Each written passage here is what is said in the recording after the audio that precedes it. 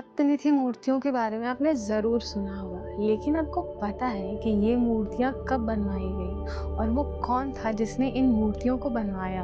तो मैं आज आपको बताती हूँ। श्री कृष्ण के पर पोते ने उनकी सबसे मैजिकल मूर्तियाँ बनवाई, जिन्हें आगे चलकर सप्तनिधि के नाम से जाना गया।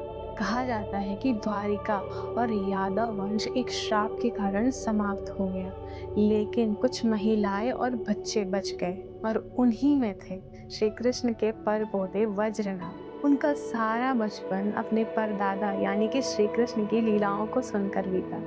लेकिन जब वो बड़े हुए तो उनकी इच्छा हुई कि वो एक बार श्री कृष्ण के दर्शन करें। जैसे कि हम सभी चाहते हैं कि जो हमारे हीरोज़ होते हैं, हम अपनी लाइफ में एक बार उनसे मिलें, और इसी इच्छा से उन्होंने एक कठोर तपस्या की।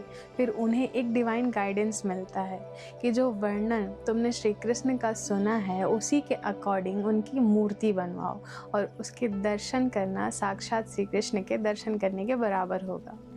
फिर बुलवाया गया भगवान विश्वकर्मा को, और जब वो आए और उन्होंने मूर्ति बनाना आरंभ किया, वज्रनाभ भगवान श्री कृष्ण की डिटेल्स बता रहे थे और विश्वकर्मा जी उस डिटेल्स के अकॉर्डिंग भगवान श्री कृष्ण की मूर्ति बना रहे थे। जब पहली मूर्ति बनकर तैयार हुई तो उस मूर्ति के केवल चरण श्री कृष्ण के जैसे थे।